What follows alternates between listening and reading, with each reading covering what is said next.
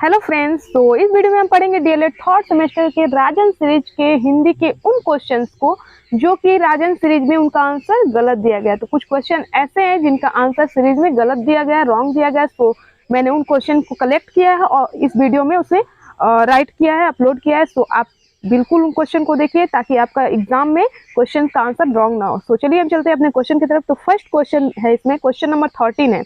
आप देखिए, दिया गया है कि आग और हाथी का तत्सम रूप लिखिए। तो यहाँ आंसर है आग का तत्सम रूप अग्नि तथा हाथी का तत्सम रूप गज है, जो कि रॉन्ग है। हाथ का तो सही आग का तो सही दिया गया है कि आग का तत्सम रूप अग्नि है, बट हाथी का तत्सम रूप गज नहीं होता है, हस्ती होता है। हाथी का एक गज जो दिया है पर्यवाची उसका दिया है।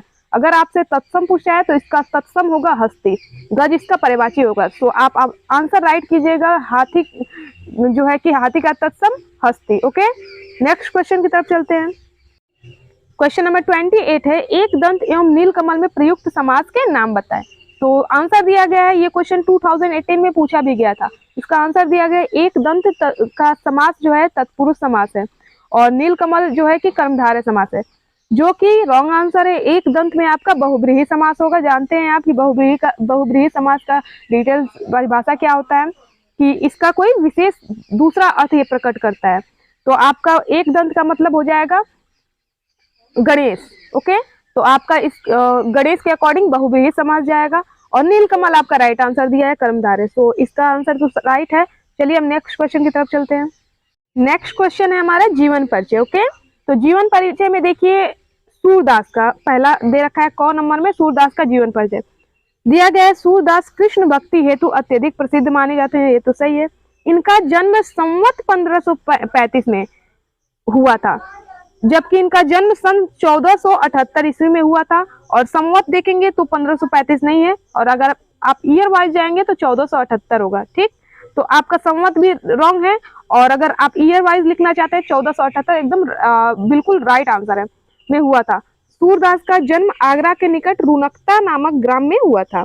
ऐसा माना जाता है कि सूरदास जन्म से अंधे थे। सूरदास का निधन सन 1583 ईस्वी में हुआ था। देख लीजिए आप, ईस्वी में यहाँ 1640 दे रखा है, ईस्वी में ये भी रॉन्ग दे रखा है। आपका मृत्यु की बात आएगी निधन की बात तो 1583 में 1583 में हुआ था इनकी मृत्यु। और भाषा की बात करें तो इनकी भाषा ब्रज भाषा है। और रचना की बात करें तो इन्होंने सूर सागर, साहित्य लहरी, सूर पचीसी, सूर सरावली इत्यादि रचना की हैं। तो ऐसे ही आप सीरीज में देख सकते हैं बहुत से ऐसे जीवन परिचय है जो कि रॉन्ग दिए गए हैं। तो आप बिल्कुल ही जो भी याद कीजिए बहुत ध्यान पूर्वक याद कीजिए, क्योंकि आपको याद तो करेंगे लेकिन आपको ये नहीं पता होगा आप ये आंसर रॉन्ग याद करें।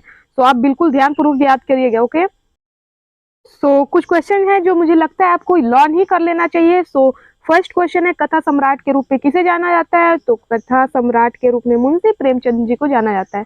नेक्स्ट है, महाप्राण के नाम से किसे जाना जाता है। तो आपको सूर्यकांत त्रिपाठी निराला लर्न कर लेना चाहिए। प्रकृति का सुकुमार कवि किसे कहा जाता है। तो सुमित्रानंदन पंत जी को कहा जाता है।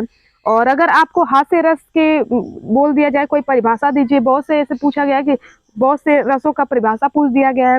फिर अलंकार में भी आपको बोल दिया गया एक एग्जाम्पल दीजिए। तो आप इन सब का एक एक उदाहरण बिल्कुल याद कर लें। और अगर हास्य रस का आपको चाहिए तो कितना मतलब डिटेल तरीके से इसमें दिया गया है। बुरे समय को देखकर गंजे तू क्यों रोए, किसी भी हालत में तेरा बाल न बाका होए, आप इसे लिख सकते हैं हास्य रस में। ओके, तो आप प्रिपरेशन अभी बहुत, आपको समय अब तो ज्यादा रह नहीं गया, 5-6 दिन की बात है, लेकिन आप समय रहते बिल्कुल इन सबको तैयार कर लीजिए इन क्वेश्चन को। और अगर वीडियोस पसंद आते हैं तो प्लीज चैनल को लाइक, सब्सक्राइब और शेयर जरूर किया कीजिए।